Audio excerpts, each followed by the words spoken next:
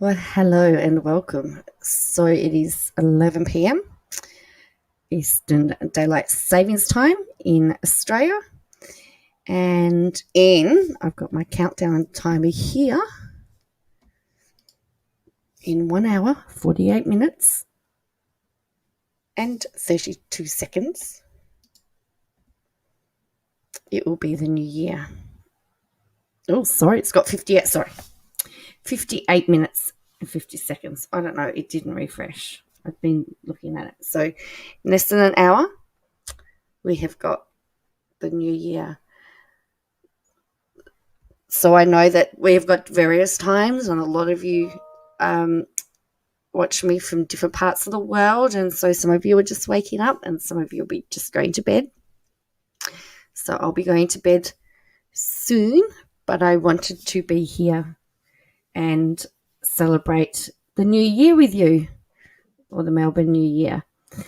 So if you're watching, pop on and say hello. Tell me where you're watching from. And we're going to just chat about lots of different things. So in Victoria, where I live, of course, we had 60 odd days of no COVID transmission, and we've had 6 cases in the last 2 days. So we've had some restrictions put back onto us. Nothing major. Hello, Corey. Welcome. So it's your birthday. Happy birthday. So it's your birthday. Well, happy birthday to you. Happy birthday to you. Happy birthday, dear Corey. Happy birthday to you. So I hope you have a great day. So you're in the south of the US, hey? That's really, really cool. Yeah, so we've had a few restrictions placed on us again, just meaning that we've got to wear our masks now indoors always. We had to do it if we couldn't socially distance. I can hear some fireworks. Someone's got a little bit excited. We've still got 56 minutes to go. There's been fireworks on and off since about 9 o'clock. But our big firework display in the city was cancelled due to COVID. So, it's been a nice, quiet one. That was my pleasure to sing for you. That's what celebrating is all about, birthdays. So we've got a COVID scare. New South Wales has just had another lot of have got a bit of a problem with COVID at the moment, and all the Australian states have now closed their borders to New South Wales. So essentially, if you're from New South Wales now, you have to go into a mandatory 14-day quarantine. No questions asked, and have several tests. So we've been very blessed and lucky in Australia, even though we did spend 110 days in lockdown.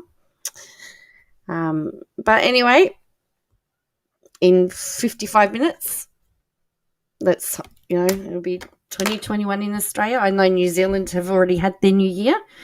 I was watching somebody from New Zealand who was doing a stream, and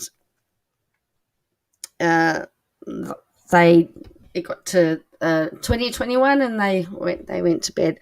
So I don't really have a lot to talk about because was going to see what we wanted to talk about in chat. But I did notice, I was looking at some stuff before I did come online, and I did notice that whatever is happening with KJ has been working, because I'm just going to pull up her social blade. She has got a truckload of new subscribers to her Katie Joy Live page. And they're just all piling on at the moment and wanting to join. So if that was her ploy, it worked, because, as I said, everybody wants to join. So let me just show you this here. Okay, so you might not be able to see this, but we've got here. So this is this week. So this is Monday. We've got Monday. There were 30 new subs. Tuesday, 30 new subs. Wednesday, I think that was kickoff day. Twitter tantrum day. 70 new subs. Thursday, 20 new subs. So definitely have picked up a lot of new subs in the last few days. So that's been very interesting to see. And of course, the big kickoff video, it has now been deleted, which I know that the lawyers are very interested in. The other thing I wanted to show you was I actually posted a video a few weeks ago of Unirock talking about Nate the lawyer and KJ sort of dumping him a little bit. And I've got a screenshot from the live that the Nate the lawyer, Uncivil Law, and Emily D. Baker did, and that was really quite fascinating. But I'm going to start at the part where there is this discussion about Nate finding out about the name that he was part of the part of the lawsuit, in the fact that he featured in a screenshot, and also where he just tells the story about that she does actually say goodbye to him, and that's the end of that. The friendship's gone. So let's just have a look and watch this a little bit. My website. I don't care why it's that way, and I'm not interested that California is trying to implement their own GDPR nationwide. I don't want to hear about it. So I completely agree with you, and we will get into the uncivil side of this. But Nate, I have two burning questions for you. All right. Burning question number one. When you went through these documents and saw your name pop up in AJ's screenshots, I'm gonna find it. I want to know, what did you think? Was your first thought motherfucker, is that really my handle in there? No shade. We know that you and Katie have been friends, and I think that people can be friends with whoever. I think that that's awesome. And was it weird? Was it just weird going through that in a legal document that you're talking about seeing you in there?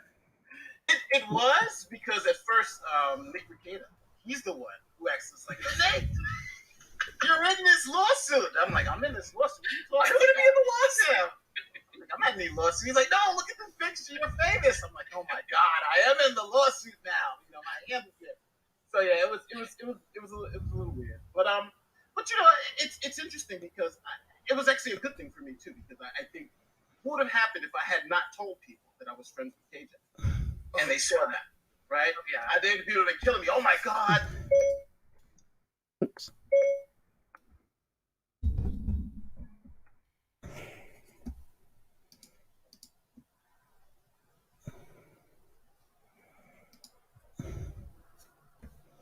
Sorry about that. So it's just very interesting where he's talked about that he disclosed the fact that he was friends with KJ, which I think is really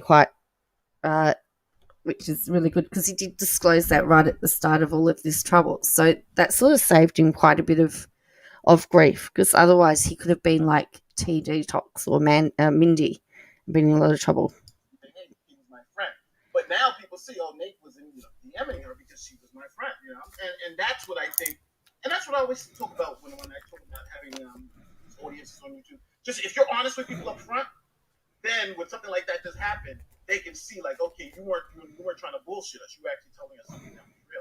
So I wish Kitty all the best, but it just I'm not in her DMs anymore. So do you want to share about that? Because we have not talked about that on this channel at all. So if you want to hear what happened, I mean, I think that all went down when we went live together on your channel. Yeah, I think that day. I think that was after that. I just got the DM goodbye, and it was I can say this. I maybe understand that she's in this fight. So it was very, very interesting because, as I said, I'd seen a stream with Uni Rock where he had actually said it. But for somebody to, like, she spent all this time telling us how credible he was and how he was unbiased, to the moment that he did something with Emily D. Baker, she sort of said goodbye to him.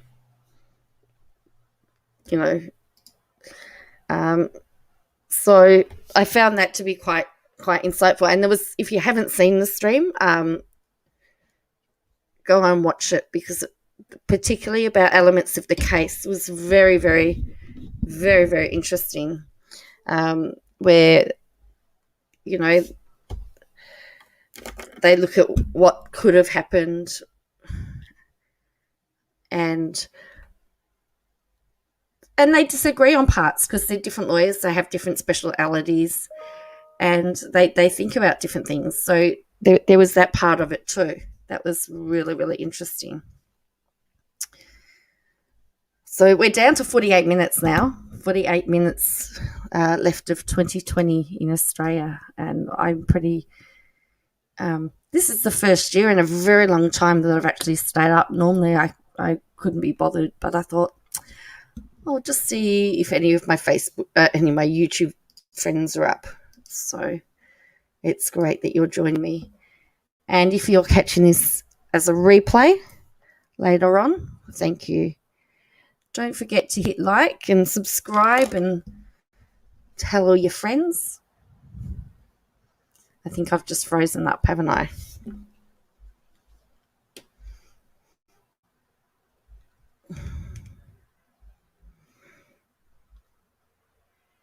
Did I? I think I froze up. So I think I'm back again, and I apologise. It's one of the joys of having an older computer is that it doesn't always cooperate with you when it should.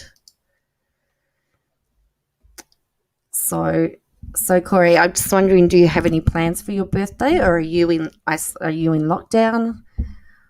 I had a semi-lockdown birthday back in October, but at that stage we were allowed out. We were able to have a picnic.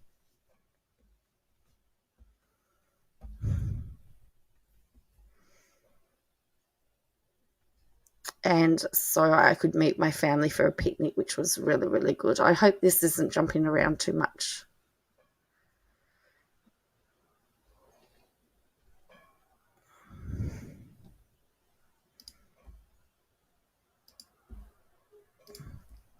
I'm just going to close some windows here, and hopefully that works out.